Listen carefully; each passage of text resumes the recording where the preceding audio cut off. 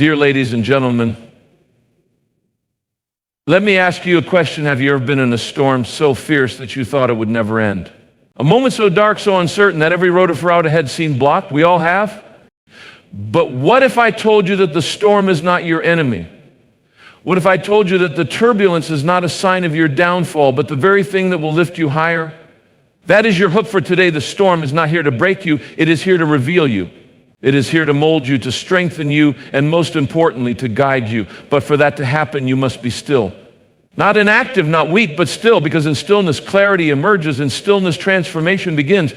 And in stillness, God moves in ways you cannot yet comprehend. So let us dive deep into this understanding. How do we allow God to turn our situation around? How do we embrace stillness not as weakness, but as the doorway to divine intervention? Imagine a moment when the world around you is in constant motion, a relentless barrage of events, noises, and emotions. In such a scenario, being still is not about pausing life. It's about tuning into a deeper, more vibrant awareness. It's a state where you're fully present with what is, without the need to immediately react or control every twist and turn. In this state, stillness transforms from a passive pause into an active engagement with life. It is the art of stepping back from the overwhelming chaos to observe your inner landscape. When you allow yourself to be still, you begin to see that the frantic energy around you is not the true essence of your being. Instead, within that silence, the clarity of purpose and the subtle hints of solutions emerge. The constant chatter of your mind quiets down, allowing you to notice what has always been there, the gentle flow of insights waiting to guide you. Consider the natural rhythm of a river. At first glance, a river during a storm appears wild and uncontrollable. However, beneath that surface turbulence lies a steady, persistent current that directs every droplet toward its destiny. In the same way, your inner being harbors a calm, unwavering energy that is often masked by the noise of external circumstances. By embracing stillness, you align yourself with this inherent flow, enabling you to perceive opportunities and answers that remain hidden in the chaos. Being still is also about cultivating mindfulness, observing your thoughts, emotions, and reactions without becoming entangled in them. When you face a crisis, the immediate impulse is often to react, to fight, or to desperately search for a solution. Yet in that rush, the true nature of the problem often remains obscured. When you choose stillness, you create a space where your senses sharpen, your intuition awakens, and the underlying patterns of your situation begin to reveal themselves. In that reflective state, every challenge transforms into a lesson, and every moment of distress carries the potential for growth and renewal. Ultimately, the practice of being still empowers you to become a keen observer of your life. It is not about disengaging from the world, but about engaging with it more profoundly, recognizing that within you lies the power to navigate even the most turbulent times. In this stillness, you find that every seemingly insurmountable obstacle holds within it the promise of transformation, waiting for you to simply be present and receptive. From the moment we take our first steps in life, we are conditioned to believe that control is the key to success. We are taught to plan, to push, to force things into place as if life itself is a puzzle that can only be completed with sheer effort. When faced with difficulties, we instinctively tighten our grip, believing that if we just work harder, think faster, or act sooner, we can bend reality to our will. But there comes a moment when life presents challenges that defy every attempt to manipulate the outcome. In these moments, we come face to face with the great illusion, the belief that we were ever in control in the first place. Imagine standing at the edge of the ocean trying to command the waves to slow down or the tides to change direction. No matter how strong your will, no matter how desperately you plead, the ocean will move as it always has by forces far greater than individual desire. Life operates in much the same way, yet the human mind struggles to accept this truth. It clings to the idea that control is power, when in reality, control is often the very thing that leads to suffering. Resistance creates friction, and friction creates exhaustion. The more you fight against what is beyond your influence, the more you deplete your energy in vain. Think of a bird caught in a storm. If it fights against the wind, it only wears itself out, growing weaker with every flap of its wings. But if it learns to move with the wind, to adjust and trust in the flow, it will eventually find its way through the turbulence with far less struggle. The same principle applies to life. The situations that seem insurmountable are not asking you to dominate them. They are asking you to yield, to surrender to a wisdom far greater than the limited mind can comprehend. The illusion of control is deeply tied to fear. The fear that if you don't hold on tightly, everything will fall apart. The fear that if you don't push forward, you will be left behind. But what if true power does not lie in grasping, but in releasing? What if the very act of letting go is what allows life to unfold in the way it was meant to? There is an immense difference between giving up and surrendering. Giving up comes from hopelessness, but surrender comes from wisdom. Surrender is not passivity, it is the ultimate act of trust. When you begin to see through the illusion of control, you shift from a state of struggle to a state of flow. Instead of exhausting yourself trying to change what is unchangeable, you redirect your energy toward what is within your reach, your mindset, your perception, and your ability to adapt. You realize that life does not require force, it requires alignment. And in that alignment, you no longer waste your energy chasing illusions, but instead, you open yourself to the profound possibilities that arise when you stop forcing and start trusting. Surrender is one of the most misunderstood concepts in life. People often equate it with defeat, weakness, or passivity, as if to surrender means to accept failure. But true surrender is not about losing, it is about gaining access to a force far greater than personal effort alone. It is the moment when a person realizes that their limited strength, their limited understanding, and their limited control are not enough to navigate the vast complexity of life. It is in surrender that the doors to transformation begin to open. There is an ancient wisdom in knowing when to let go. A seed does not resist being buried in the soil. It does not fight the darkness, nor does it panic because it cannot see the light. Instead, it surrenders to the process, knowing that transformation happens beneath the surface long before growth becomes visible. This is the essence of surrender, not an act of helplessness, but a deep trust that what is happening, even if unseen, is leading to something greater. But surrender is difficult because the mind constantly seeks control. It believes that the only way to solve a problem is to force a solution, to push harder, to fight against reality until it bends. Yet the more one resists, the more suffering increases. Imagine a person trapped in quicksand, what happens when they struggle. The more they thrash, the deeper they sink. The only way out is counterintuitive. Stop fighting, be still, and allow the body to rise naturally.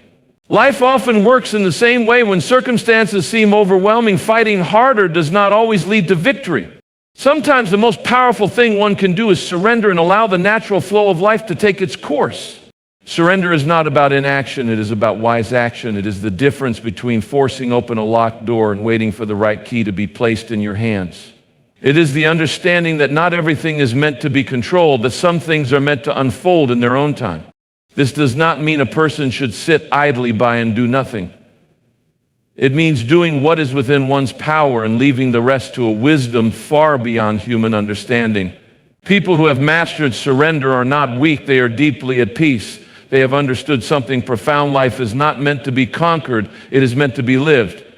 And to live fully, one must learn when to release the struggle.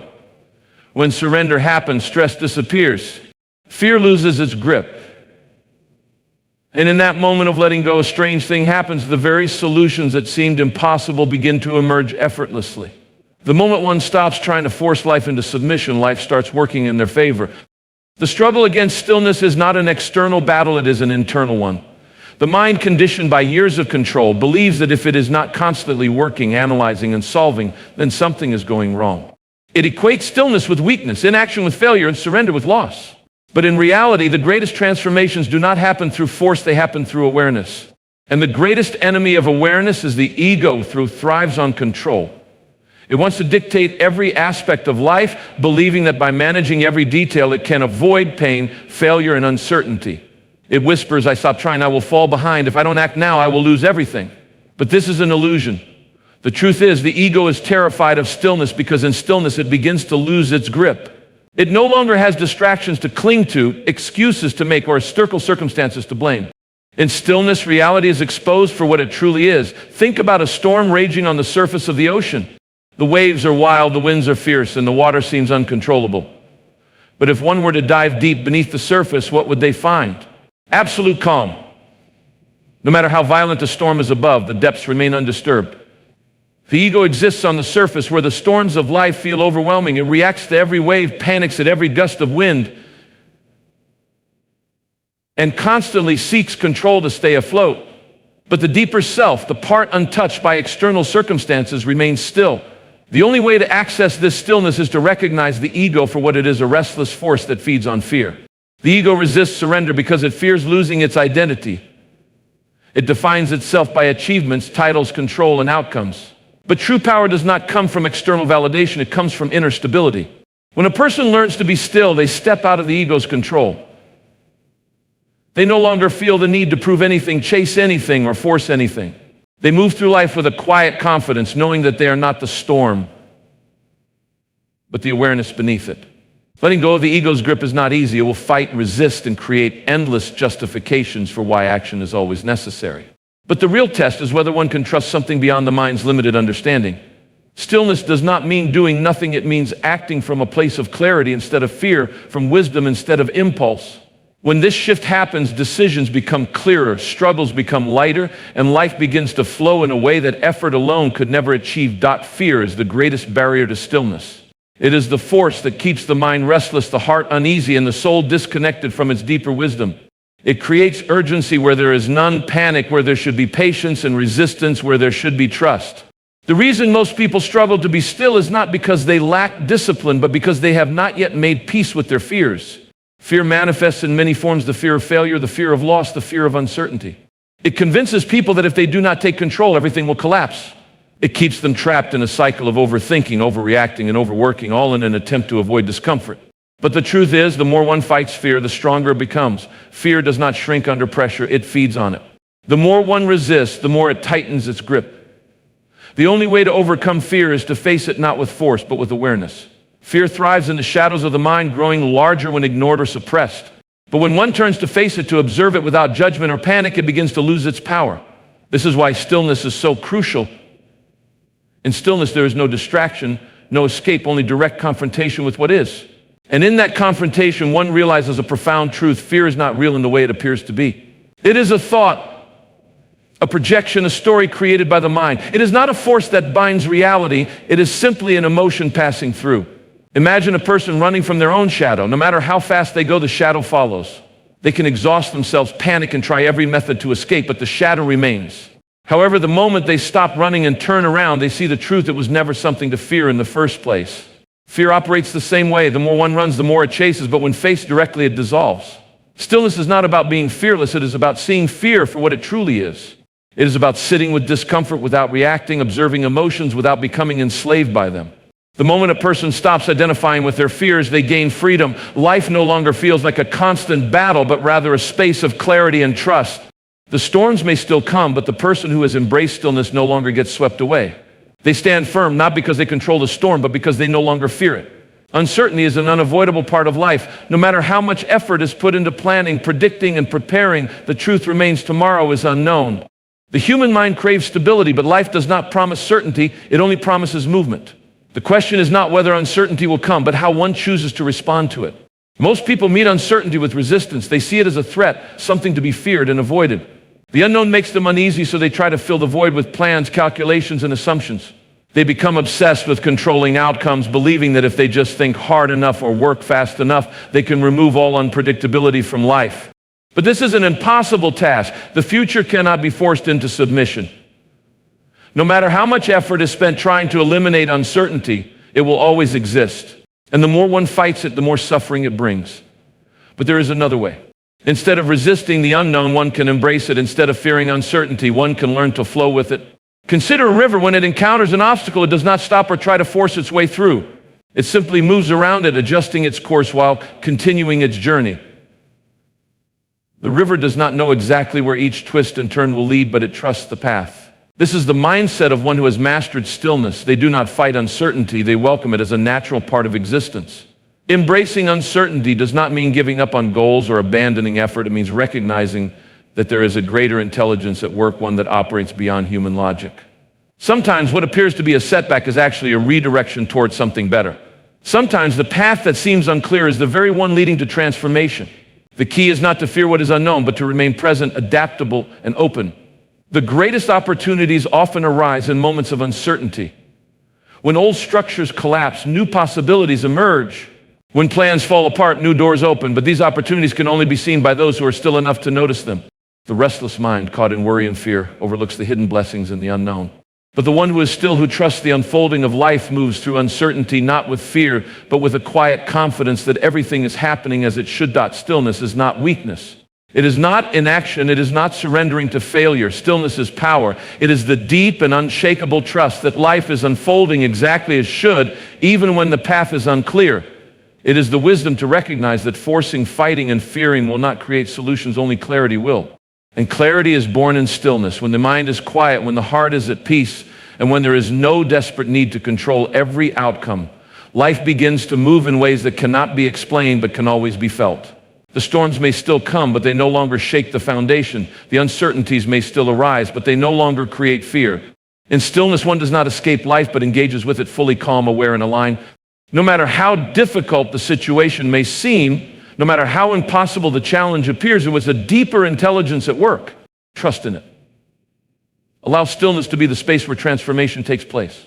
Because when the noise settles, when the fear dissolves, and when the struggle is released, what remains is clarity, strength, and the undeniable truth that everything is already being taken care of.